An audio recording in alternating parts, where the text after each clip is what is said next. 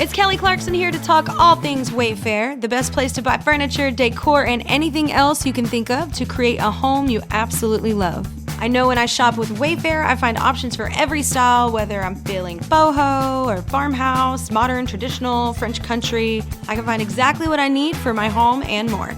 No matter your space, style, or budget, shop Wayfair.com to make your home way more you. Wayfair, every style, every home.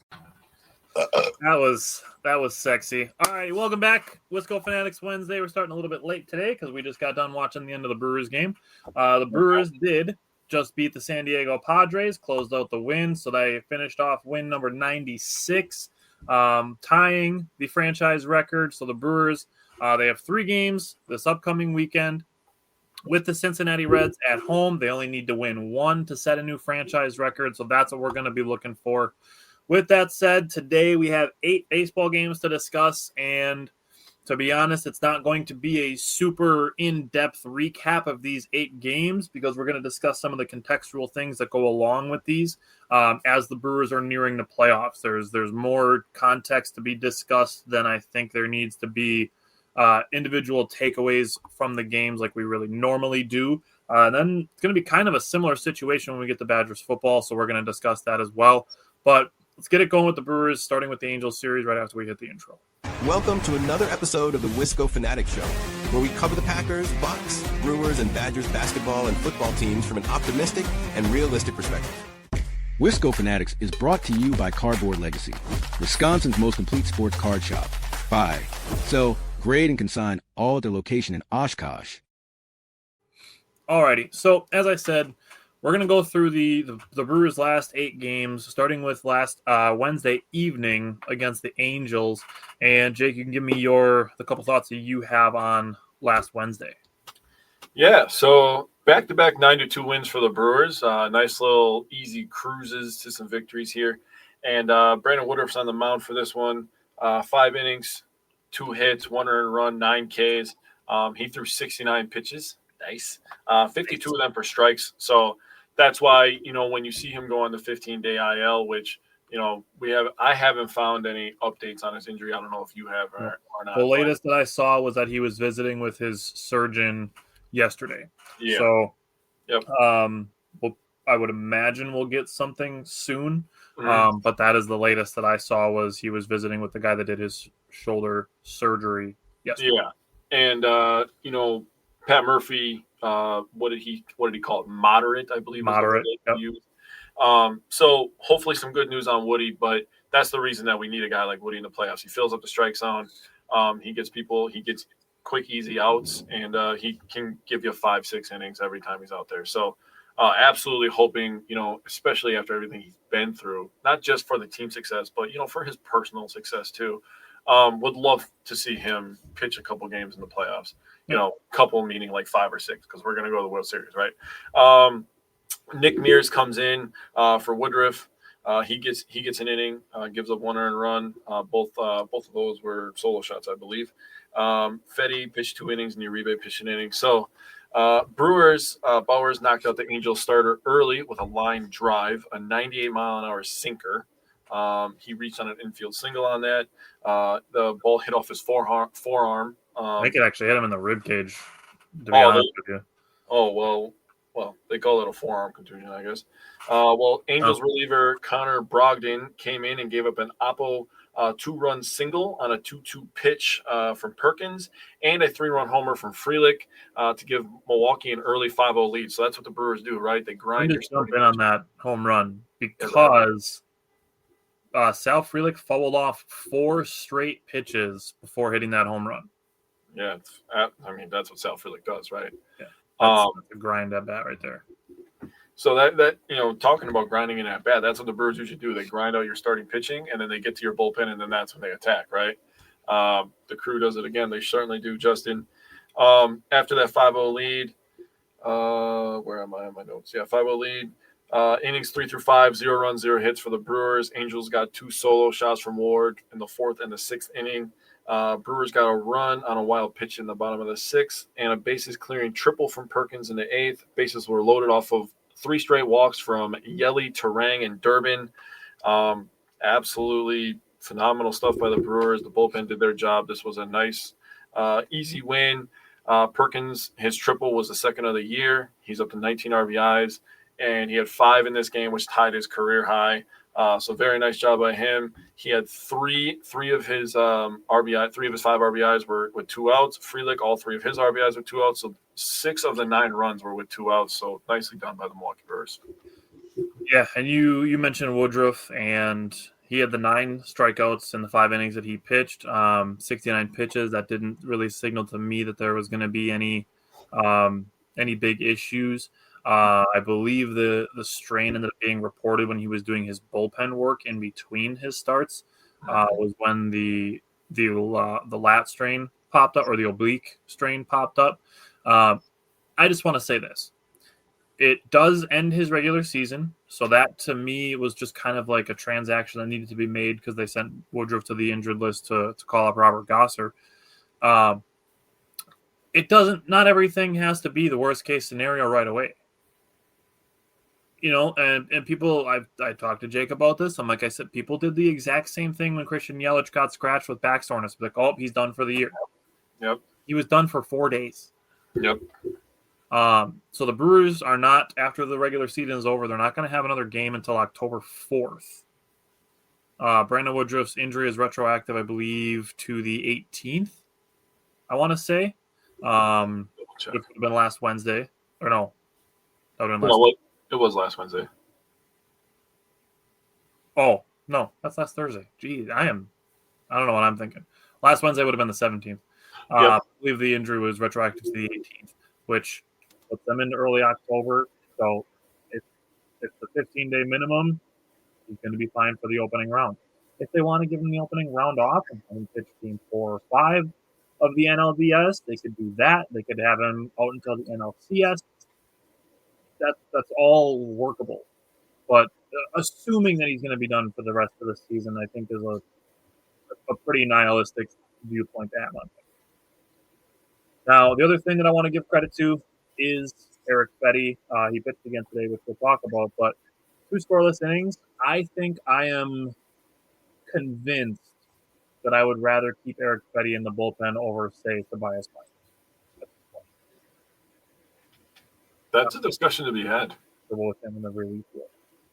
Now, if we need a spot starter, then I might take Tobias Myers over Eric Fetty. But that's one of the things we're going to have to see about a week from now. We're going to do some playoff roster predictions and things like that. So, going into the 3rd game of the Angels series, Quinn Priester was fantastic. The first 6 batters he faced, all of them were strikeouts. 8 of the first 9 were strikeouts. He did give 2 runs by hanging a breaking ball for a home run.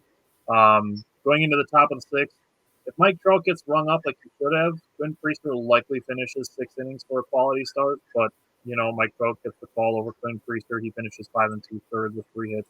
Did have 2 walks. Only one of them scored and had 10 strikeouts. 19 straight wins now in Quinn Priester games. Caleb Durbin drove in both of the Brewers' first 2 runs, both of those with 2 outs. Joey Ortiz got another crack at the bases loaded. He swung and popped up on what would have been ball 3. But what I want to say with this is people are like, oh my God, why did Joey Ortiz have so many at-bats with runners in scoring position and runners, with the bases loaded? It should be somebody else. And it's not even something that we need to be like, why isn't Joey Ortiz doing better? It's something we need to be like, okay, the 6, 7, 8 hitters, give those guys a pat on the back for getting on base so much. That's where the focus needs to be, in my opinion. Yeah. In the bottom of the 7th inning last Thursday, Jackson Chourio smoked a ground rule double over the center fielder. Then, with the center fielder then playing deep on the next ball, couldn't make a play on a 3-1 line drive to center field. Ended up being a single, and then made a bad throw to home on top of it, and let Bryce Durang get to second base after Contreras walked. Christian Yelich hits a double, driving in his 100th run of the season, which is awesome to see. And Andrew Vaughn hit a sac fly to make it a 3-run inning for the Brewers. I also want to give credit in this game to Caleb Durbin and Blake Perkins for their defense. Blake Perkins is absolutely going to be on the playoff roster. He's going to be a defensive substitution. And with this, the Brewers got their 12th sweep of the season. That is a league-leading 12 sweeps. So what did you take away from last Thursday? Damn, I thought I could sneak that 12th sweep over your head. You took Blake Perkins tying his career high in RBI in Game 2, so I was getting the 12 sweeps for Game 2. That's completely fair, brother. So like you said, Priester did strike out 8 of his first 9. He didn't allow a base runner until the 5th inning when he allowed a walk and then a home run. That was really the only 2 mistakes that he made in that game, in my opinion. Outside of those 2, I wrote that he was special again. He was really, really good. He's probably been our second best starter this season, I would say, outside of Freddie. I mean, if we're looking at it like from the playoff starting lens, it's going to be Peralta, Priester. Yeah, those are going to be the first 2. Yeah. Yep.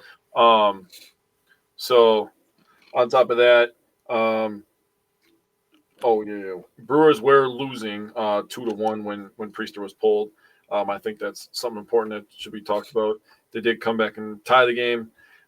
So what I wrote down is no runs or hits for either team through 2.5 innings. Brewers scored in 4th from a Vaughn double, Collins grounder, and moved in the 3rd, and good hustle from Durbin to get the Brewers a 1-0 lead. I always like to point out hustle and good defense, man. Those are 2 things that can't be taught. Those are some of those things that you can teach good defense. I guess you can watch film and stuff, but some guys just have a feel for it. You know what I'm saying? And those are 2 things where you have control over your body, right? You can hustle and make a diving catch, or you can hustle to first base. Those are the few things that you have control over. After the 1-0 lead, Durbin comes up clutch again for the Crew in the 6th to tie the game with a single to score Yelly, who got on with a single of his own. So nice job by Yelly and Durbin combining to tie the game.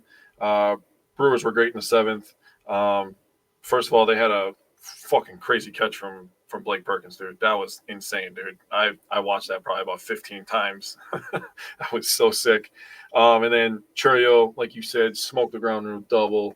Turang, RBI, Contreras walk, Yelly double, and Vaughn sack fly. And that's and just like that, I wrote at a snap of a finger, the Brewers score 3 runs on you before you can even look up. And that's what makes this team great. The pitching, the defense, the hustle, and they could put big innings together. And, it's new faces that are doing all this stuff, right? Like the Durbins and the Vaughns. And today we had another guy that's a new face to this team this year that, was producing runs. And it's just something that there's just something special going on in Milwaukee this year, man. I know some fans are kind of getting down because they're like, oh, we're losing a bunch of games late in the season. And it's like, contextually, I need you to take a step back from your fandom and really understand what's going on. That's what we're gonna do. Basically, today when we discuss these games, let's save context. There's okay. plenty of it to get to. Let's run through these games quick. Cardinals series, Cardinals game 1. Let's start with that one. Yeah. So Mizorowski, 3 2/3, 5 hits, 2 earned, and 3 walks. He also had 3 Ks. Big Z came in for a third of an inning, got roughed up a little bit. Anderson got roughed up. So that inning combined for them, they gave up 7 hits and 5 runs.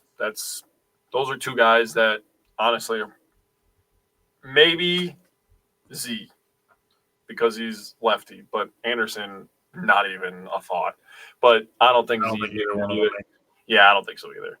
I think this game kind of put the nail in the coffin for Z. He was on a little bit of he's a little streaky. He was on a little bit of a heater there for a little bit where I was like, maybe. But then, this is, like I said, probably the nail in the coffin. Piamps, obviously, we know that he got DFA'd and picked up by Atlanta, if I remember correctly, right? And then Tobias Myers, he's another guy that's kind of a fringe guy. He's been pretty goddamn good in the bullpen. He's had like a couple outings where he got roughed up, but he's a fringe guy for me. I'll have to look into it a little bit deeper. But Brewers, this is what I wrote down. Brewers had 12 hits. They were 0 for 8 runners in scoring position compared to St. Louis, who was 6 for 18. Still played some solid defense as they turned 3 double plays and got an outfield assist from Jackson Churio. Learning curve for the Miz. You can have the velocity. You can have all the spin rate that you want. But if you don't have the command, it's not going to matter. He sometimes misses a foot outside. And then when he's trying to really dial it in, then he catches a whole chunk of the plate. And that's the stuff where they're going to be able to hit 1 billion miles an hour. They're professional baseball players. They're not there by mistake. Baseball is one of the few sports where merit actually matters a lot. You have to earn your way up the ranks, like quite literally. So for The Miz, this is just one of those things where you have a young, talented guy, and you're just, as a fan, you're going to have to sit back and you're just going to have to enjoy the ride. You're going to have to let them drive this Maserati very carefully and guide him through some of these starts. And that's just what you're going to have to deal with. His role in the playoffs is going to be something that maybe none of us see, honestly. Is he going to be a starter, a starter? Or is he going to be a long relief guy? I would lean more towards the Corbin Burns, Brandon Woodruff style of stuff that they've done with those guys where they, after Corbin Burns was good in the playoffs for that, was that 2018? Is that 2018? Yeah, because then 2019 was his bad year. Yeah. Then, he took his lumps in, like you said, in 2019. And then after that is when he started to kind of turn it on a little bit. But, I think a bullpen role would probably fit him a little bit best. So he don't have so many high leverage situations like back to back to back. Let him just eat one inning of high leverage so he gets used to that anxiety. On the subject of Mizorowski, that you discussed you kind of have to put up with some of this, some of that. Yes. I think we, obviously as Packers fans, we have a similar thing with Christian Watson, except the thing instead of command you're putting up with is you're going to be putting up with soft tissue injuries. It's just one of those things that comes with crazy athleticism is you have to be able to take the good with the bad.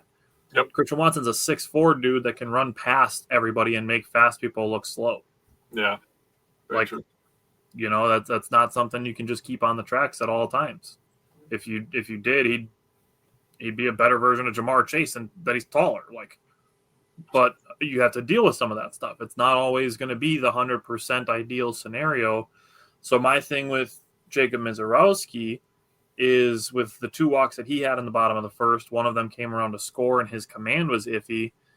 That leads me to think that the Brewers won't use him necessarily as a bulk starter. He will be, in my opinion, either in a relief role where it could be potentially high leverage. It could be the 6th inning of a 2-1 game and you put him out there for an inning. I could also see having him go out there as an opener. And we say, okay, Mizorowski, no matter what happens, you're going through the order one time. Yep, that's how I feel they should use him too. So whether that means you get 3-1-2-3s and you pitch 3 innings, or you go through the order once and you get 7 outs and you allow a single and a walk, that's what you get. So then you finish 2 1/3 innings. After you're through your first time through the order, then we're going to bring in next player. But for me, it's putting him in a role where you're not expecting him to give you length. Mm-hmm. Where that's where I get the opener idea is he can give you, 3 innings of length, but you're not expecting it from him because you're only, planning on him going through the order one time. Mm-hmm. With this game, the other thing that I wanted to give a quick shout out to was Sal Frelick's home run that he hit in the top of the 2nd inning. 422 feet, 104.4 miles an hour off the bat. I loved to see him be able to hit a monster home run after getting completely shafted by the strike zone twice on looking strikeouts. Yeah, it felt like a little bit of baseball justice. But did you have anything else from the first game? There really wasn't much else to take away. So the second game was probably the one that I had the most to talk about. It was good to see Joey Ortiz coming up clutch in the bottom of the 2nd inning. Jake Bowers hit a double to left field, to left center on a 9-pitch at bat. They gave an intentional walk to Andrew Vaughn, and then Joey Ortiz punched a single to right field. All of those things happened with 2 outs. So it was good to see Joey Ortiz do that well. Chad Patrick was perfect through 4 1/3. This was Sunday. I believe this was Sunday because then Monday, Tuesday, Wednesday. Yeah, this was Sunday's game. Yeah. Or no, Saturday's game. Sorry. Saturday. Chad Patrick was perfect through 4 1/3, then gave up a liner and 2 super soft bloopers that tied the game at 1, the bottom of the 5th. Another blooper and a soft infield single started that inning. A sacrifice bunt advanced them both, and then Patrick was done. I think part of it was that there was a lefty coming up, and they're pitching to leverage with a bullpen that hasn't had a ton of use lately going into this weekend. And then I also think that part of it was trying to replicate some playoff type situations for Ashby. As you're coming up in a tie game, you're coming in to face a big lefty, trying to kind of simulate that a little bit of a playoff situation for Ashby. And then I also think they were trying to protect Chad Patrick's pitch count a little bit. I think Chad Patrick is the Brandon Woodruff plan B in my mind. So I think they were trying to protect his pitch count a little bit. Obviously, we saw him make a spot start today. But Brendan Donovan did get a single on a low breaking ball, similar to a ball that he homered on in Milwaukee last week, actually, that I gave him credit for on last week's show. A ball that just below the strike zone that you just give credit to a hitter because most guys are just going to swing and miss at that or hit it foul. So for him to put that in play, that's just good on him for being a good hitter. The next guy grounded into a double play. Caleb Durbin leadoff double. Andrew Vaughn 1 out fly tied the game. Bryce Durang hit an oppo single in the top of the 10th with 2 outs to give the Brewers the lead. And then the bottom of the 10th, a comebacker to Jared Koenig. Looks the runner 2/3 of the way back to second base. Goes to first, gets the out, and then Andre Monasterio makes a great play to third to make it a double play. Fantastic throw. They made a perfect comment on the broadcast that it helps to have a shortstop playing first base in that situation. So that was great stuff to see. Good to get a win, even though the strike zone was bad. The Brewers were still hitting the ball hard. I was somewhat pleased to see the way this game turned out. So what did you have from Saturday? Yeah, so I brought up the 3 double plays that they converted on the day before. They had 3 more today. So we start out this game. Bauer's double. Oh, where am I? I apologize. Yeah, so Bauer's had a double. That was his 8th of the year. The Brewers had 5 doubles today. Well, not today. On this day. I wrote down today as I was taking my notes, so I apologize. They had 5 doubles. Bauers, Contreras, Vaughn, Frelick, and Durbin all had doubles. So the Brewers were hitting the ball hard, to your point. Turang, Vaughn, and Ortiz all had RBIs. All of them 2-out RBIs. So big-time clutch hitting from the Brewers. Bauers with a double on the 9th pitch of an at-bat after following off 4 straight in a 2-2 count. Gets Brewers their first scoring threat. Vaughn walks on 5 straight pitches. The first one was a strike. The next 4 were balls. Ortiz knows Mikolas wants to attack the zone after 4 straight balls. So, and this is a credit to Joey Ortiz, by the way, being a smart baseball player, knowing that he wants to attack. He does not want to give up too many pitches. So he sees a 4-seamer and he's ready to attack. And he gets an RBI for it, 1-0.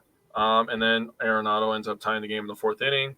Cardinals take the lead off of Donovan single, like you said, and the Brewers tie it from Vaughn on a sac fly after Durbin led off with his own double. That was Durbin's 25th double of the year. So Durbin is absolutely clutch and hitting the ball hard all year and playing good defense. Caleb Durbin's good, by the way. Yeah, real good. He might be rookie of the year right now. Dude, we've had like 5 players that are like up for like rookie of the year. I'd say 4 pretty easily. Yeah, 4 pretty easily. 7 through 9 were scoreless. 1 hit between both teams. And then Koenig pitched the 9th and the 10th. He got a double play in both innings to close it out. But none more was more impressive than the perfectly executed, and I cannot say this enough, perfectly executed one. Koenig does a perfect job taking his time, looking Nootbaar back. First of all, if your name is Lars or Nootbaar, why the fuck are you running on this? That's the first goddamn point I have to make. He's the automatic runner in the 10th inning. Looks him back, throws it to first, and then Mona just a freaking rocket to third base. And I was freaking hype after I saw it. I said, hell yeah, dog. We out here like this. What an amazing play, seriously. Like, to leave the bases empty after that probably gave Koenig a really big sigh of relief. Like I said, he got 2 double plays, so great defense by the Brewers, clutch hitting the ball all over the ballpark. That was the game where, after the first game, kind of like how today's game went, I keep talking about it, but it kind of felt like, yeah, the Brewers are locked in on this one. I think they want to win this one. That's why I'm not worried at all. When they actually want to win, I'm just like, yeah, I think they want to win. Every once in a while, when they give up a bunch of runs, on some BS, they're hitting the ball soft. I'm like, they're calling up a random dude to make a spot start. Yeah, they're probably punting this one. It is what it is. Yeah, and that's kind of how I felt about Sunday's game. I'm going to be honest with you. The only note that I wrote down was about Robert Gosser, who was called up to start that game. I was excited to see him back. He was pitching all right. He gave up a 2-run home run to Ivan Herrera, who is going to be a pain in the ass for a while. That's pretty much the only takeaway I had from Sunday was that Ivan Herrera is going to be a pain in the ass for a while. Yeah. Yeah, I didn't write down too much as well. Gosser, first 2 innings were pretty clean, all things considered. In the third, he had a cutter that got too much to the plate, and like you said, Herrera just hit it and he hit a bomb. And I thought that was one of the only few pitches that I was like, yeah, you're probably gonna get hurt on that one, buddy, if you keep putting it in that spot. Outside of that, they got an RBI from Churios. Nice to see him get a ribby here, and went 0 for 7 runners in scoring position. So I was like, oh god, now I got to look it up. 2 for 27 in the series, runners in scoring position. That's not going to get it done. But on this day, it was still a celebratory day because the Brewers backed themselves in, and people can say that, say that's, a slight and all that other stuff, but they kind of did. They backed themselves into the Central Division Championship. They had to win. They won a bunch of games when they needed to, right? Yep. Absolutely took the crown from the Cubs, and they're just like, yeah, you think you were going to hold this thing? Good fucking joke. And then they just took it. It's really funny to see Cubs fans projecting like, "Ooh, you guys are going to blow a 6.5 game lead." Yeah, it's one of those like, takes one to know one, right? So yeah, that was really all I had from that game. So looking at the Padres series that started on Monday, ended today. Game 1 on Monday. The game went into extra innings, so I really only have 2 things from this game, one being from extra innings and the other one being on the game as a whole. So let me know what you thought about Monday, and then we can talk about those 2 things. Okay, so I'll start. So obviously we had to use a bunch of pitchers in this game. Peralta started this game, 5 innings, 4 hits, 2 earned. Had a walk and 6 Ks. Ashby was very good. Mears had 2 walks and earned run and a hit. Koenig was very good. Uribe was very good. Z, this is the day where I was just kind of like, maybe, but the 2 walks is kind of tough. And then Anderson, we'll get into that when we talk about the extras. I know this sounds like whining, but it was for both teams. I'm going to say it was for both teams. The umpire was fucking terrible. 25 missed calls. On the same day that I got the notification on my phone that they're going to allow teams 2 challenges. It was the next day, but yes. Oh, was it? I thought it was announced on Tuesday, but it was announced on Tuesday. Okay, yeah, my fault. But within 24 hours, I wrote it down as well. Within 24 hours of finding that out, we had to deal with a freaking disaster class, dude. What the hell was that? And like I said, it was for both teams. The Brewers were getting calls. The Padres are getting calls. We can't have that. You see one come across at Bryce Terang's neck that gets called a strike, and I'm like, and then they're freaking foot outside. I'm like, what are we calling here, dude? Yeah. These batters have no idea what the hell's happening. The Padres are in a freaking division title race. The Brewers are trying to lock down the number 1 overall seed. Yeah. What are we doing here? What the hell are we doing? Honestly, that was terrible. Yeah. I'm gonna save some of my notes for the extra innings because you said that you have some of that. So go ahead. Buddy. My extra innings thing is literally just about Jackson Churios. So anything else you have to say? Oh, okay. So I wrote down that both teams scored the 10th. Clutch hitting from both teams. Brewers, Contreras advanced. Terang on a deep foul out to right, and Frelick making contact scores Terang. So nicely done there. Brewers just, yeah. Steve, dude, I saw a video clip of missed calls that we need new umps. Next year we get the AAA challenge rule that Jake and I have been clamoring for about a year and a half. Dude, so terrible. The 11th inning was rough for the Brewers. I wrote down. Moan was caught in a rundown, and then they hit into a double play. Trio hit into a double play. Mona, I should say, was caught in a rundown. Tough situation, honestly, but it was tough to watch as well. And then the Padres, Anderson, 2 pitches, bro. He allowed a sacrifice, basically bunt. And then the first pitch, the guy who was pitching today, I forgot his name, Fennon or whatever. Catching? Yeah, the catcher. Yeah, he just slapped one over there. And, that was the Padres locking up their playoff spot. So good for them, I guess. I do not want to see them because, god damn, Luis Arias, dude, that guy that dude gets on base. Dude, he's got such good hands, bro. Yeah. I cannot underestimate that. He makes contact with fucking everything, dude. Yeah. He's not gonna put balls in the seats, but he's gonna put balls in play and they're gonna find grass. He is stressful if you're the opposing team, is all I'm gonna say. So the thing that I saw, Kim said, totally agree. The umps sucked on Monday for both sides. It was bad. The thing that I saw, the criticism of Jackson Chourio to swing at a 2-0 pitch, that I saw somebody say was a bad pitch to swing at, and I disagree. It was a pitch right on the outside corner, maybe slightly off, but that is the perfect pitch for Jackson Chourio to push to right field. Yeah. So I was not mad at all at the swing decision. He gets a 2-0 pitch, so he's looking for a fastball, which it was on the outside corner of the plate. Yep. If he puts that into right field, punches it into right field, it's probably 2 runs for the Brewers. Yeah. So I'm not mad at the decision for him to swing at all in that situation. Mm-hmm. Obviously, you don't know before he makes the swing that he's going to ground into a double play, but I have no issue at all with the fact that he swung at it. Last night's game, basically, we get Bruce Zimmerman coming up to make a spot start, knowing that this was going to be the only game he was going to pitch for the Brewers, pitching in Woody's spot, and gave up 2 singles and a walk, and then got ahead to O'Hearn 0-2, got back to 2-2, gave up a grand slam and a 2-0 or a 2-run home run later in the game. And that was about it. It was good, still helpful for him to get through 6 innings, to help eat some innings. That is still helpful.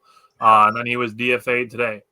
Yep. So good to see him come up and give the Brewers 6 innings of help as they near the playoffs and are getting everybody healthy and rested and stuff. So, hey man, when you're playing, what is those sports? Is it like Sports Grid where they have the sports grids? the grids. Dude, he will be such a freaking knock out of the park freaking pick if you pick him. 1-game pull. Players who pitch 1 game for the Brewers, like, dude, that would be an elite pick. I wrote down, I was giggling because I wrote down low-key clutch that he got through 6 innings. Padres scored 4 in the first, 2 in the second, both off of homers, quick 6-0 lead. They hit a 3rd homer in the 8th. Kind of felt like Brewers punted this game, to be honest with you, when I was watching it.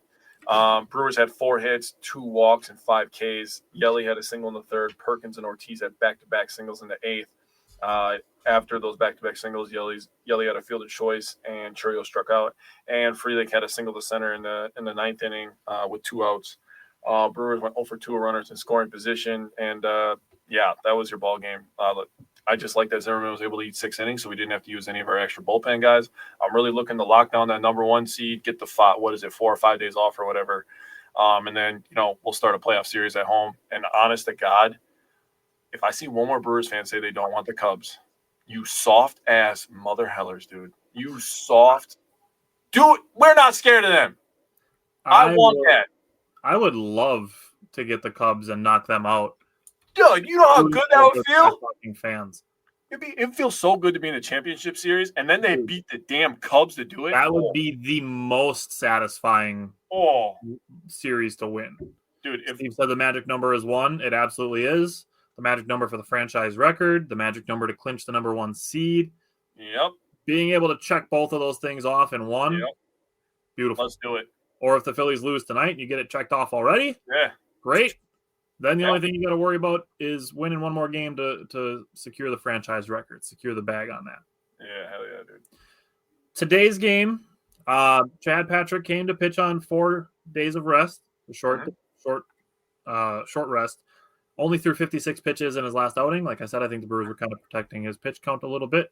Obviously, having the hindsight today, knowing that they weren't going to be pitching Brandon Woodruff in yesterday's game, made them know that they were going to be doing this.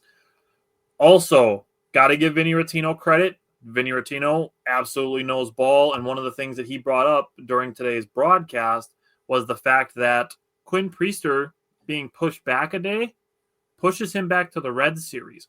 The Brewers and Padres could end up matching up in the playoffs, and by not having Quinn Priester pitch against the Padres today, they don't get to see him in person.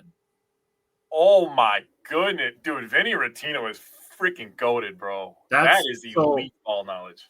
The Padres, they can go and scout him all they want, and they can watch all the tape, but none of their guys get to have the batter box version of seeing Quinn Priester. Yeah. So that was a big thing for me with today's game. Awesome to see him throwing his slurve, which looked great today, and it's why some people are talking about, Chad Patrick not getting enough respect. Not enough people are talking about Chad Patrick, and I think we said this last week, reiterating it today. I believe, and I would 100% support Chad Patrick being the Brandon Woodruff backup plan. Yeah, I'm totally cool with it. If we'll talk about the playoff potential roster next week, but if Jose Quintana is able to pitch, if he's your number 3 guy, whatever they're looking at doing here, Chad Patrick, I am not at all opposed to him being your game 4 starter at all. Mm-hmm. Especially if you have a 2-1 lead, you throw him out there for 4 innings. Totally on board. Yep. Other things with today, good to see Jackson Chourio rob a home run, have his defense feed into his offense a little bit. The Brewers did have runners in scoring position through all of the first 5 innings to start the game. Andrew Vaughn was able to break through for the Brewers to get them their first run. And obviously they were able to tack on another one. And then Danny Jansen gave a 400-foot home run to super high and deep left field. Kept it inside the foul pole. That was good to see because I was scrolling through Twitter and seeing people complaining about him 5 minutes before that. And then he hits a big home run, and I was like, should I scroll back up? No, I'm not that petty. I am. That's where we differ. But what stuck out to you from today as we were getting ready to start today's show? Yeah, elite defense, elite pitching. Those are the 2 things that you always think of when you think of the Brewers, right? They had that today. Ashby looked good. Nick Mears, dude, the sack on that guy, honestly. And I just, I'm a very emotional guy. As I've gotten older, I've gotten less worried about admitting that. You do cry a lot. I understand. I am an emotional guy. So seeing a guy like Nick Mears, who just feels like he leaves it all out there, man, and then give out one of those screams like, yeah, that's my guy, dude. Let's fucking go, dude. Like, that gets me jacked up, bro. I was texting you right after that. I was like, hell yeah, dude. They're trying to win this motherfucker, dude. And we get to the RBIs, right? So Terang had his hand in the first 2 runs for the Brewers. He had a single to the left in the 5th on a slider down and in, didn't miss it. Vaughn hit a double to the left, also off of a slider. So very nicely done by the Brewers there. Merrill, their version of Jackson, tied the game at 1 with a homer in the 6th inning, and the Brewers come right back in the next half inning and take the lead right back. Chourio single, he stole second, and Bryce Terang with a clutch 2-out knock straight back up the center field. So very nicely done. And just before I get into the Danny Jansen stuff, the Brewers had a player on base in every inning except the 8th inning. Obviously won 1, 2, 3 in that inning then. But yeah, Danny Jansen, his second home run as a Brewer, 13th on the year, 34 RBIs now in the year for him. And the thing I took away from this, and I was setting this up before, is 2 of the 3 guys who got RBIs today were guys that were additions during this season. So we got to let Arnold cook, bro, because he knows what the hell he's doing. Yeah. Okay. So looking just at what's next for the Brewers, we have the 3 games versus the Reds next week over the weekend. Then next week, we're also going to do a stat projection review. I'm very interested. I have not looked at them since the beginning of the year when we posted them, so I'm very, very interested to see where we landed. Yep. And then we're going to do a playoff roster prediction next week. Just a couple other things contextually with the Brewers. Now, seeing a lot of complaining. I'm baffled that I'm still seeing, the Brewers posted yesterday they lost 7-0. Obviously not scoring runs is a little bit of a bummer, but seeing that the 2 highest amount of reactions to the Brewers posting on Facebook that they lost 7-0 are sad face and angry face. Like, people, we got to learn ball here. The Brewers are absolutely not worried about what their record is at the end of the regular season as long as they have the 1 seed. Agreed. That's literally the only thing that matters. Setting the franchise record is a perk. It's a nice perk. If they end up losing in the NLCS or whatever happens, they can still say this has been the best regular season in franchise history on a season we were projected to win 82 games. But if the Brewers go and say make or win the World Series, nobody's going to give a shit that they lost 15 games in September. I don't know. Susie, who was mad reacting to that post, might still give a shit, Tyler, because she wanted to win 100 games really bad. Which would have been cool, but it's not necessary. Yep. 97 is going to give you a 1 seed throughout the playoffs. Yep. So the more important thing is having everybody getting the right amount of rest, getting the most amount of players you can to feeling 100% before you start your playoff run is the most important thing right now. Absolutely. It's absolutely the most important thing. Because the Brewers, like I said, the magic number is 1. They only need to win 1 out of 3. I don't care if they lose 2 out of 3. I don't care. If it means that the Reds get into the playoffs over the Mets, I'm kind of okay with that too, because fuck New York. They have a big-ass payroll. They don't deserve to have nice things. Hell yeah, dude. I'm with that. Let's go. Miss the playoffs. I'm a little bit low-key kind of cheering for the Cubs to beat the Mets today. I'm not going to lie to you. It doesn't matter. It doesn't matter. The Cubs can win as many games as they want. I don't give a shit. Doesn't do anything for them. They're not moving up anywhere. So, honestly, if the Reds are like, all right, we'll let you guys win game 1, I'll let the Reds win the second and third game. I don't care because the Brewers will already have secured what they need at that point. Yep. So, a game like last night, not putting a ton of stock into it. Bruce Zimmerman is not pitching a game for the Brewers in the playoffs. No. Sorry to say it, but Andrew Monasterio is probably not going to see a lot of playing time in the playoffs.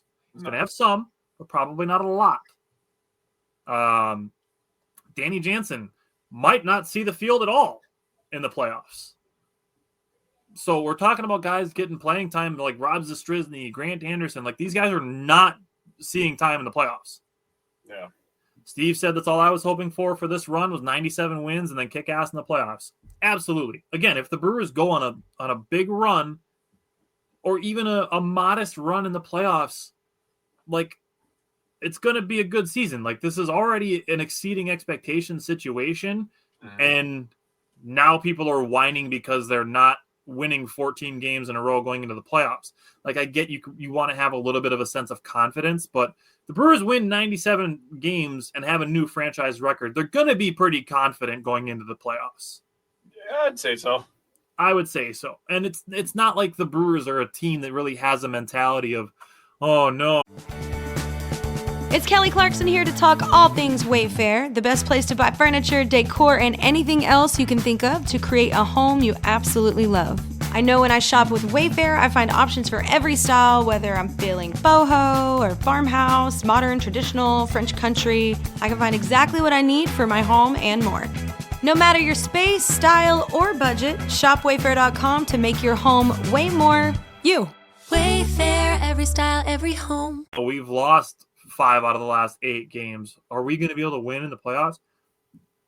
How many times do you have to hear during a mid-game interview guys talking about the people? It's the people, the people, the people, the people, the people. And you think they're the kind of people that are going to be like, oh my God, we lost a bunch of games while we were trying to get our rotation set and get guys the right amount of rest and recovery so that they were 100%. And you think that's going to affect their mentality? I don't think people really understand like how psycho-professional athletes are to begin with, much less having ones whose coaching staffs and front office are constantly talking about their character. Yeah, I don't think that Murphy crosses me as the kind of guy that's going to let guys lose focus or lose confidence. He's always instilling confidence in all his players, dude. And he, like, you're absolutely correct. He does it by just saying it's the people.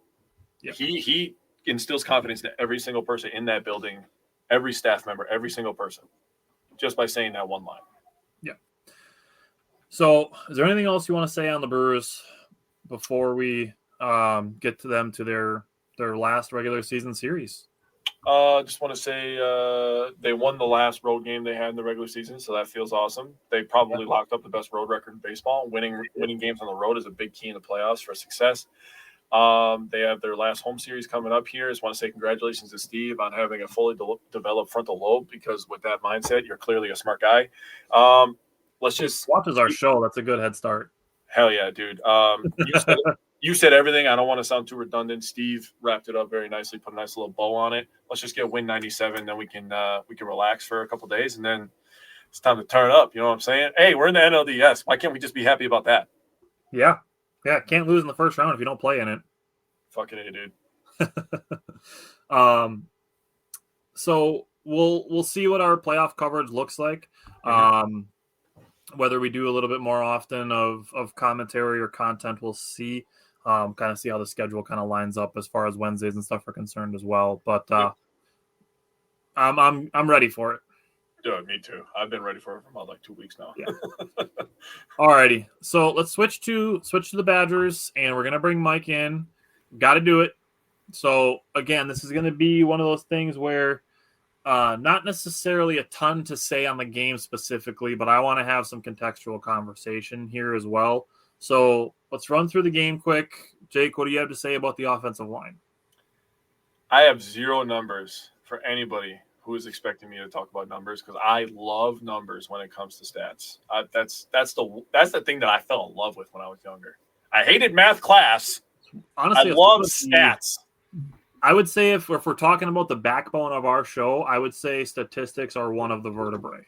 Oh, 100%. So, God, this is what I wrote down.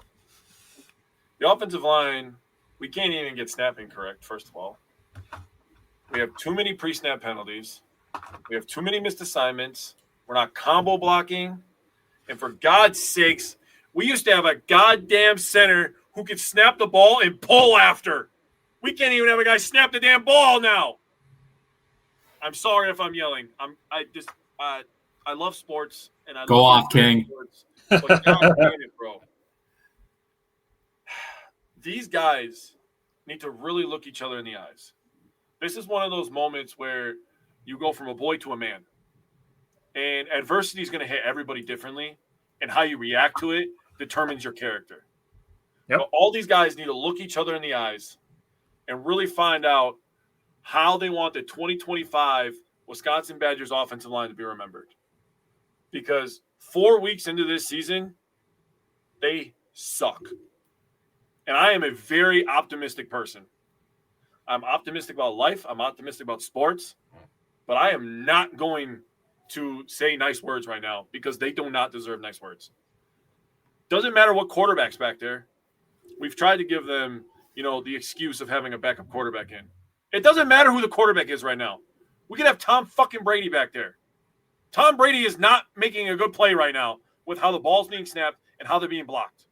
You have no run game. We don't have time for long developing plays to go downfield. Jeff Grimes isn't able to go into the bag. This offensive line is hindering everything to do with this 2025 season. And I was pretty optimistic coming into this year after looking up Jeff Grimes' recent success with other schools, with the BYUs and the Baylors. Obviously Kansas was a very explosive offense last year. But this offensive line is holding everything up. It's not doing great. And I understand that maybe throwing the curse word around a little bit, but, man, I knew I had to talk about Badgers football, and it was just kind of pissing me off today. Yeah. They've not been good. They need a bye. Yeah. And I can't wait because we're going to talk about the Barry Alvarez stuff, which everybody has heard now. I cannot wait to digest that because I'm interested to hear. I heard Tyler's before the show. I'm interested to hear Mike's thoughts on that. But right now, offensive line, we used to call ourselves O-line U.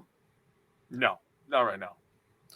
Mike, I assume you have similar sentiments on the run game. Yeah, unfortunately, this game was a lot of negativity, unfortunately, and I mentioned it in the chat before we met here tonight.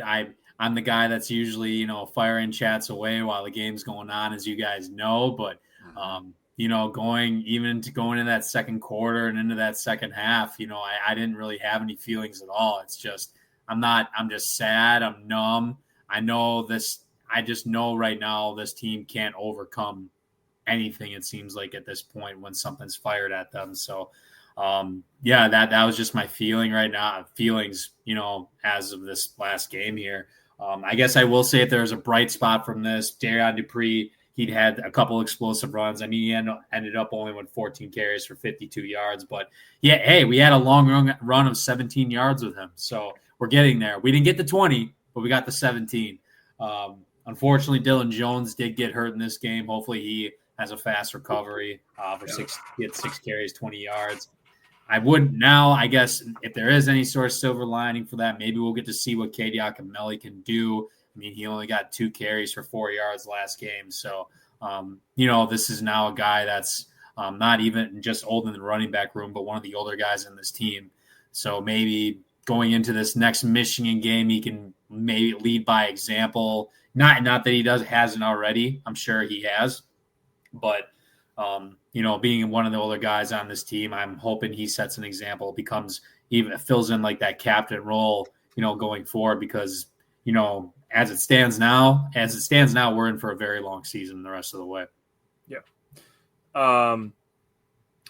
If Dylan Jones has an injury that's more long-term, which I hope it isn't, regardless of when he comes back, I believe that Darion Dupree should be the lead back. I think he's better than Dylan Jones.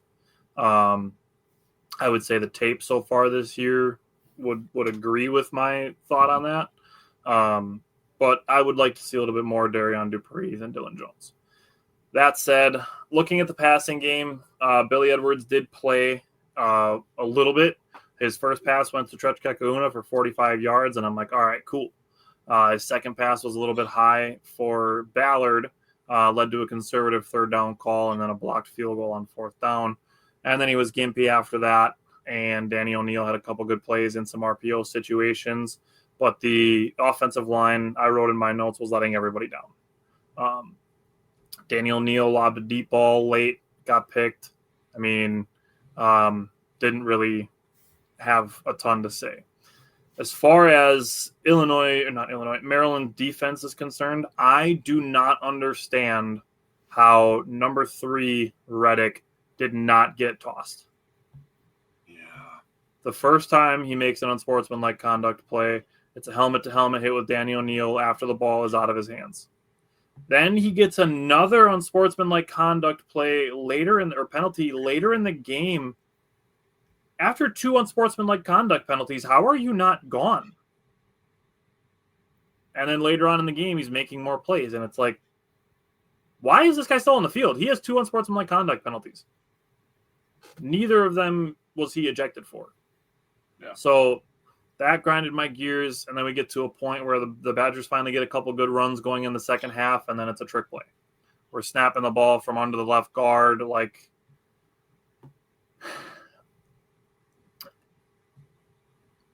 I had no defense for play calling. We can just jump into the D-line because I don't really even have anything else to say. Yeah, so I wrote down that the effort was above average at best. Very few disrupting plays, which is something that you look for, especially from a pass rush point of view. Not playing the attack style of football that we saw the first couple weeks of the season. People aren't running down the line. People aren't chasing people down. They're not giving extra effort. It's just, I feel like, no, I'm not going to say that. I think that this team needs an attitude adjustment is basically what I want to say. That's all I got. That's fair. As far as linebackers are concerned, it was good to see Aaron Witt starting after I called for him to get some more playing time last week. It's fun to be right, even when the performance is bad for the team. Yeah, so it's like, all right, consolation prize. I was right about Aaron Witt earning more playing time, and then he got to start.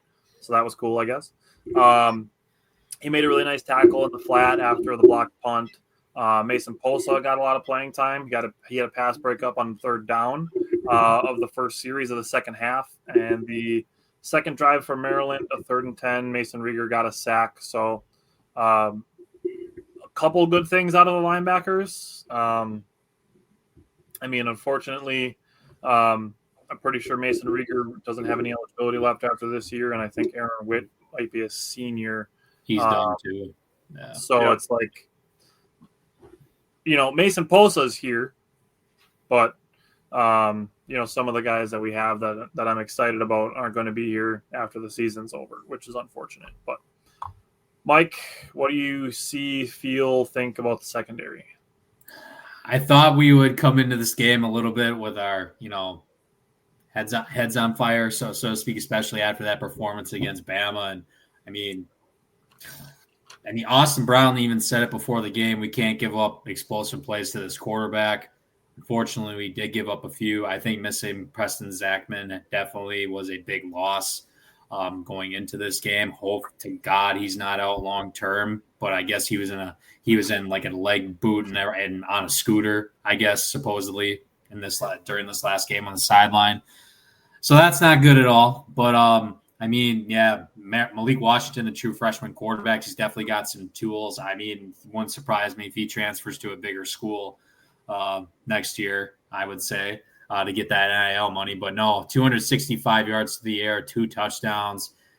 Badgers gave up a backbreaker in the second half on that long 62-yard touchdown pass that kind of went over the top on the safety. That pretty much put it out of reach. But I just, I think personally, this is back-to-back weeks where secondary as a whole was not good. They still gave up explosive plays. And to be honest, I think it would have been a few more if the Maryland receivers would actually catch the ball. I mean, the Malik Washington stats were 18 and 34 for 265.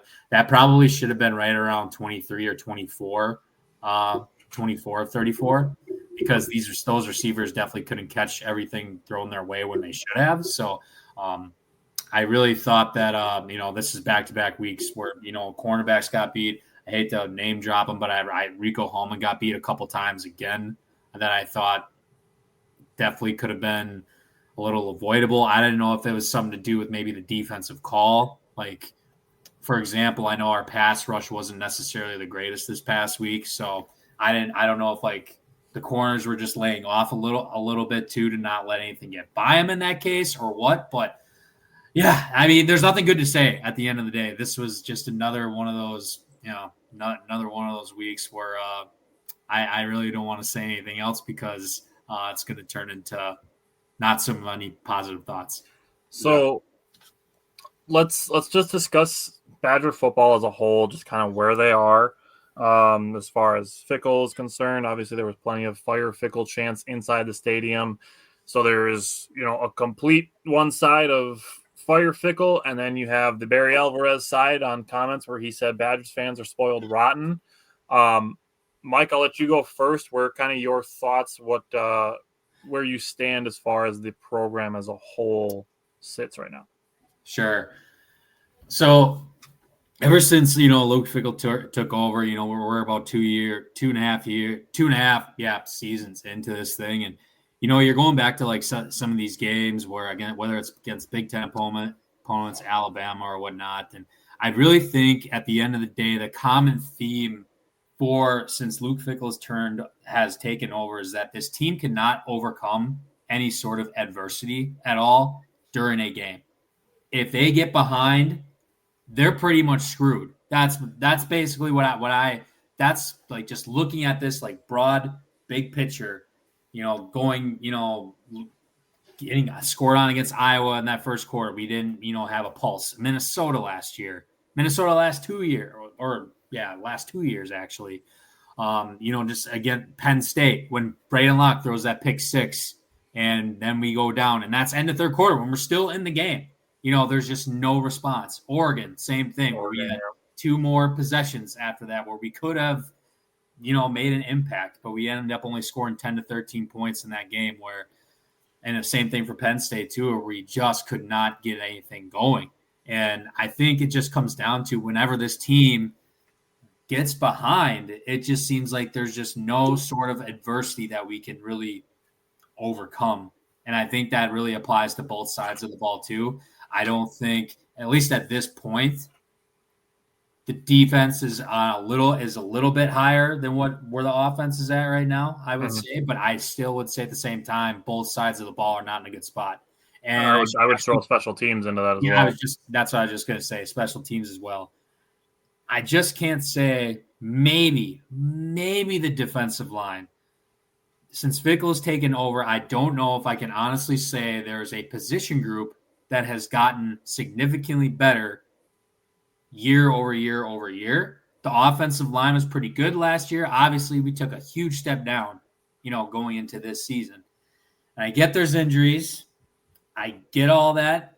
But there's also a difference between losing a game and between losing a game and losing a game where you're not even being competitive or competent. I used the term brain dead at one point, I think last game. Just looking at the eye test so far this season, it's just gone very, very downhill in pretty much all phases. I get it. We shut out Miami, Ohio week 1. That was great.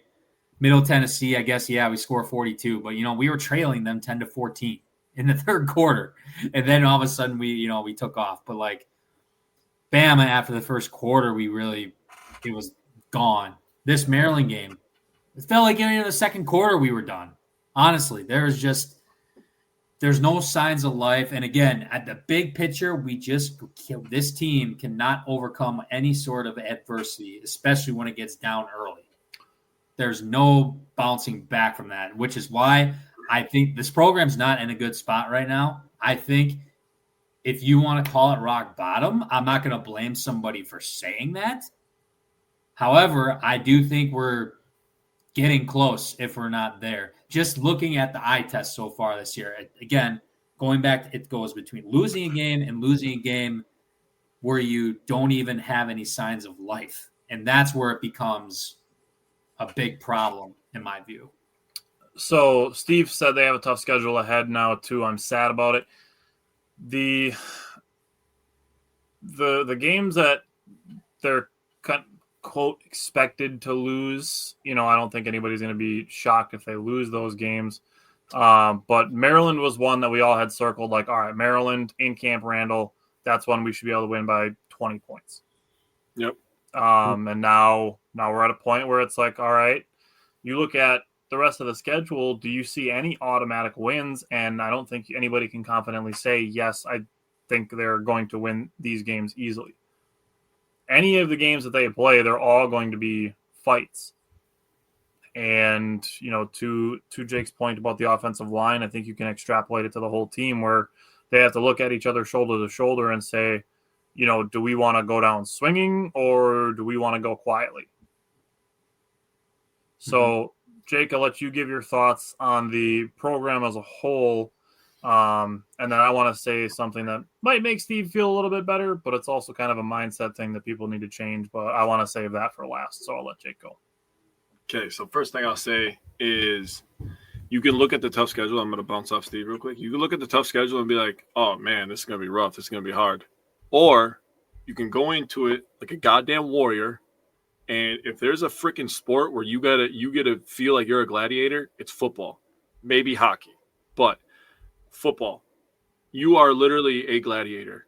I was talking to my son's teammates after the game, giving them pointers, and there's one kid, he's got good size, good speed, but he's just a little soft. And I'm like, Doc, this is legal assault, bro. You get to grab him and determine how the rest of his day goes for an hour straight, bro.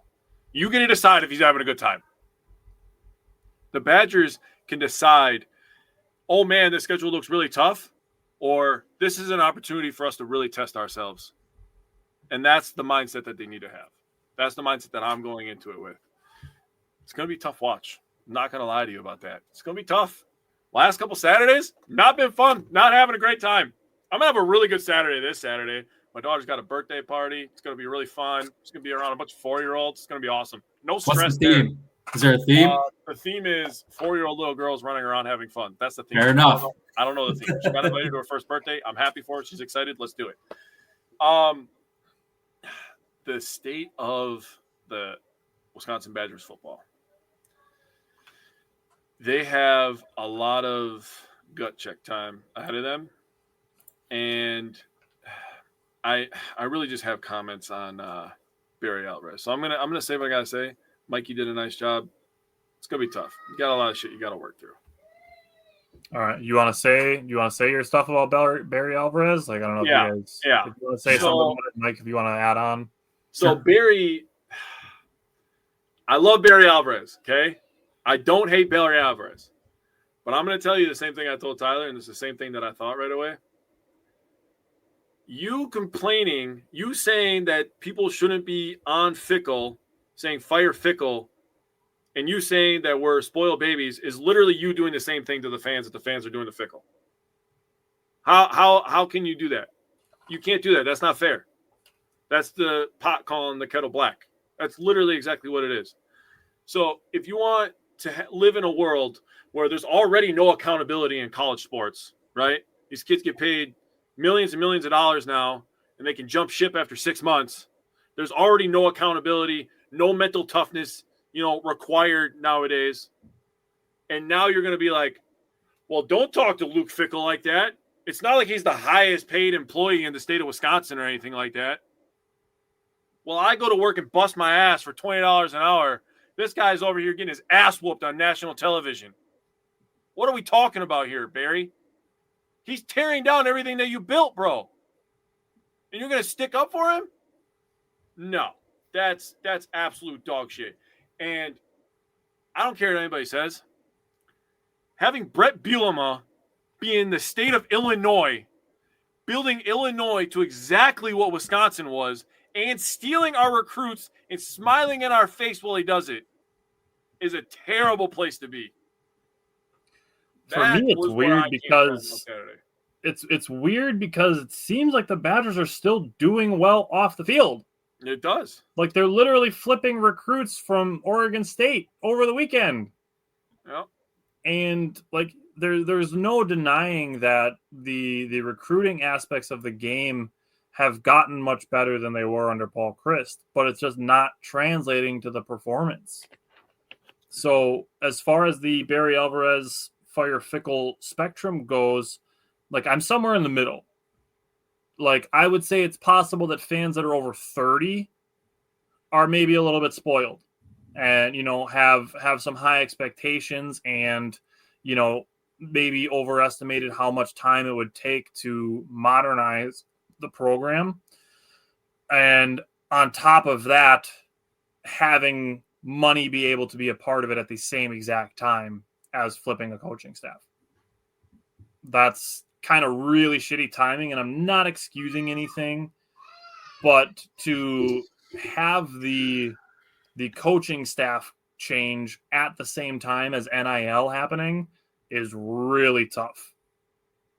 So it's possible, and it's it's something that there's really no control over unless you are the person that has it. But more money for the program to get more players in is probably the first thing that you can say of trying to improve the quality of the on-field product sooner than later. Now, I just want to go a step up above Fickell to Chris McIntosh.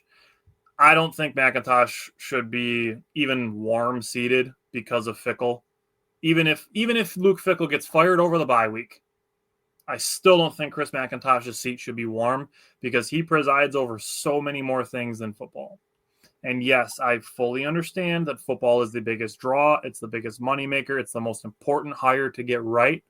But Chris McIntosh, outside of what I would say is football and women's basketball, has done a really good job with coaching staffs for Wisconsin sports. Yep. Specifically the hockey teams, keeping Greg Gard around, the new coach that he hired for the men's hockey team, like volleyball. Yeah. Extending those coaches.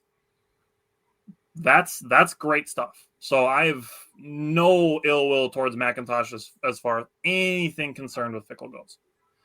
Steve said it feels like we lose in-state O-line prospects and losing the fan base will continue to trend, need to fix the line. And Jake hammered on that a lot. So, Mike, is there anything else you want to say on that spectrum of Barry Alvarez? Put a bow on it, Mikey. No, absolutely. I'm going to actually disagree with you a little bit, first off, on the whole McIntosh thing. I do know and the reason why I do, Fickell was his guy. It was his hire. And this actually ties to Barry Alvarez too. A big part of it definitely is the fact when he brought in Fickell, it pissed a lot of like Badger donors and alumni off through that whole transition, mainly because, hey, we didn't hire Jim Leonard. Hey, I decided to fire Paul Chryst. I didn't tell any of you hire like the board of regents or whatever the hell you want to call it, the NIL donors and all that stuff. Yeah. This was one of those things that was done behind closed doors. Would Paul Chris got in a room? Basically, they got in an argument to after the Illinois game, I think it was, when they got their ass beat. And, that night, McIntosh fires him, and without any notice at all of anybody else. And I know, to my understanding, it really pissed off a lot of higher ups, a lot of the alumni, a lot of former players, obviously, which that is definitely understood. So I'm going to say it's a little warm because a lot of people that have connections to the program higher up, whether that's donors or alumni in general, that this doesn't sit right with them, specifically to what's going on right now. Mm-hmm. So I do think if you're going to really fire Fickell, I think there is going to be a discussion made. Does McIntosh go with them? Because I just don't, my opinion, I think if they do end up getting rid of Fickell, first off, I don't think it's going to happen mid-year. I think if they do it, it'll be end of year. I do think there's going to be a very big discussion on, okay, I don't know if we want this guy hiring the next dude because, look what happens. Although on paper, I think we could say all three of us knew when Fickell got hired, thought anyway, it was going to be a very good hire. I know Jim Leonard, we can talk, the Jim Leonard thing, whatever. I think that's a different discussion. But I think Fickell offered him a position on the staff, did he not? He did. There is rumors about that, but it would have been like co-defensive coordinator with Tressel. Yeah. And I don't think that was going to fly with him at all. No. But that's the reason why I think McIntosh's seat could be warm, because everything, it's neck and neck. And I do know, again, some of the higher ups, the alumni, some of the people that make those kind of decisions that are at least involved with that bridge definitely was burned a bit. So I do think if the opportunity comes around where, hey, your guy's not performing, you're going to go down on this boat with them. I would say, I guess, to that point, it would be dependent on how receptive McIntosh is to input on the next hire if they went that route. Yeah. No, yeah. I just want to throw it out because I know that kind of stuff has definitely been spiraling a little bit. I want to say, too, going back to the whole Fickell thing, I will say I don't think the players are quitting on the team, for the record. I think there's some sort of like a mental block, again, with this team that's going on. That could be what their routine is inside the locker room, outside the locker room, maybe taking care of their bodies not properly or something like that. I do think something is going on in the locker room, but I will say on the field, I'm not going to say that the guys have quit. That's what I'm going to get that off my chest first. Now, going into the Barry Alvarez stuff, it's one thing to say that, kids booing and all that. But I mean, Jake, you kind of harped on it. I think of it as, okay, well, Fickell, like you said, $8 million he gets per year, highest public paid player in the state. I think at the end of the day, I'm personally not going to be the guy in the stands that gets up and boos the shit out of you. Yeah, I'm not a booer either. However, I do think the students are justified in saying that. I know Tyler made a pretty good point about the over 30 crowd is a bit spoiled. Well, some of these students, these seniors, they haven't seen a good season yet. They don't know. They don't know what that is. They don't know what the 2011 Badgers look like. But I am also going to push back on the whole Alvarez thing. But for example, ticket prices are going up. The season ticket prices. Season ticket prices go up, right? I drink Varsity Golden Ale all the freaking time as much as I can to help get a couple dollars in there, right? Clothing, clothing, tickets, packing the restaurants, bars, hotels, tourism, that all plays a part in this whole process. And when Barry makes a comment like that, I can't get on board with that anymore, really, mainly because everybody literally out there on that field is getting paid to play now, too. And I get it. Do we treat kids differently? Maybe. But a lot of these kids are getting tens of thousands of dollars now to go and play football at the end of the day. I get it. There's mental health. There's mental, there's that part of it too. But there's resources for that as well. We got to keep that in mind. At the end of the day, I'm not going to blame students.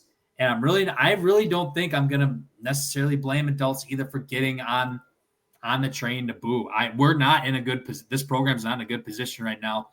I don't see at this point, like, where is exactly it can only go up in my view. That's the thing. It can.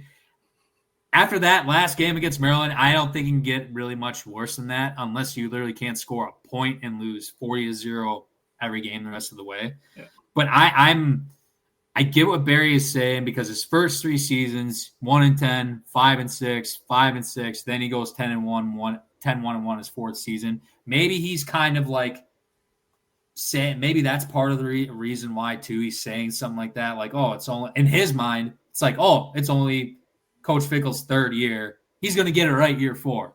Maybe that's why he's making those kind of comments too. I'm just trying to like kind of pick his brain a little bit too. One of the other things we have to make mention of is the fact that they changed offensive coordinators and play styles 2 years after the hire. We saw injured quarterbacks and this year as well. Maybe you can say the same thing with position coaches then. I mean, altogether. Hold on. I don't understand where Barry's coming from. If we were fucking Alabama, I would be like, yeah, we're spoiled. How many national championships do we have? When's the last time the Badgers won the Rose Bowl? Tell me. Anybody know? 25 fucking years ago.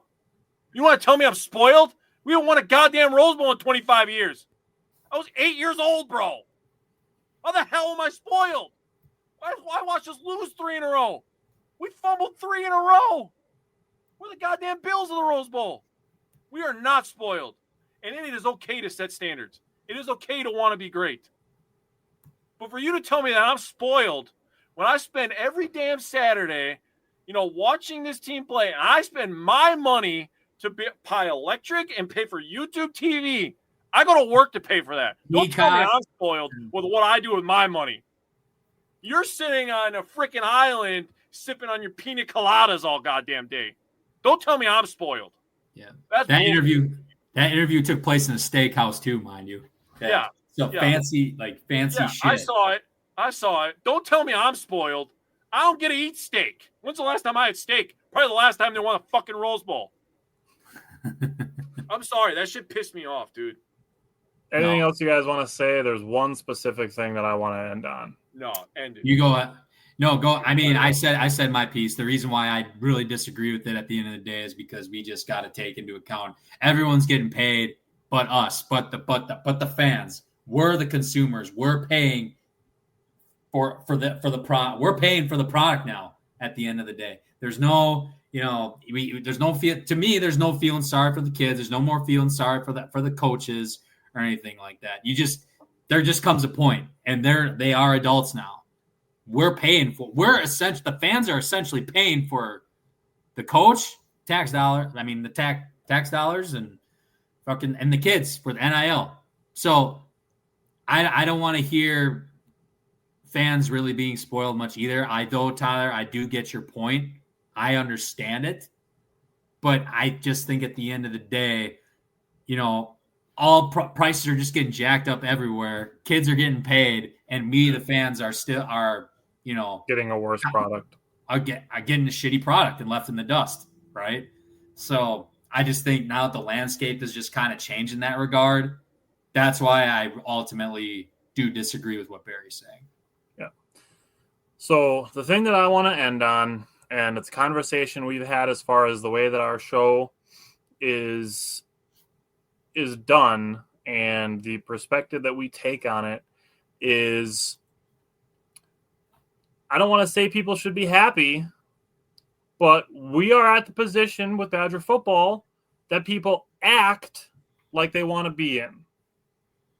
People want to act like they want to be in a position of low expectations so that if anything good happens, they can be happy about it. And that's where we're at with Badger football. Because now the expectations are so low that if they pull off an upset, we get to be like, wow, we made an upset. Wow, that's awesome.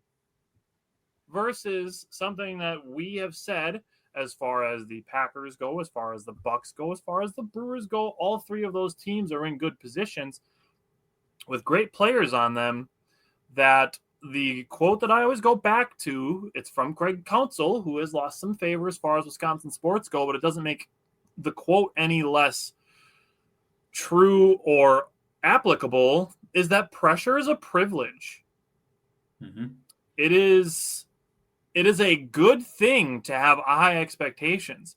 Having low expectations and then being raised when you exceed them is not a good place to be in. Nobody of the people that in the world have children would be like, I'm setting the bar low so that you can make me feel good when you go above it. No, we want to have high expectations because we want to believe that we are capable of meeting them and possibly exceeding them.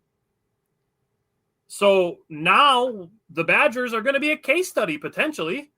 And when we're done with the show today, the three of us are going to have a conversation on how we want to go about the rest of this football season. But we're in a position now where the expectations, if you want to say rock bottom, the only place to go is up. We are in that position where nothing bad that happens should shock anybody if it does. So there should be no whining because everybody should be expecting what could potentially happen. Or if good things happen, we can all be, yay, we beat Iowa 13-10. The good old days are back. That's not what anybody wants. It's not what you should want. You should want to be competing with Alabama, Michigan, Ohio State, and Oregon. If they can pull one of those off, awesome. But now we're in that position. We don't want to be in the low expectations position. We want to be in the position where we have high expectations. We want to be able to meet or exceed them. So, yes, Steve, like you said, Steve B., there's a tough schedule coming up. But we don't have to look at it and be like, here we go. We're going to lose another game this week. Just go into it without expectations. Yeah. Go into it with the thoughts of whatever happens is going to happen. We'll cross the bridge when we get there, because those are the kind of things that we should be doing anyways, especially when it comes to things like injuries. Jake and I talked earlier about Brandon Woodruff. That is something you don't have to put yourself in the worst case scenario before you know what the scenario is going to be. That's how we are with the Badgers for the rest of the season. You don't have to put yourself through, oh my God, the Badgers aren't going to win another game.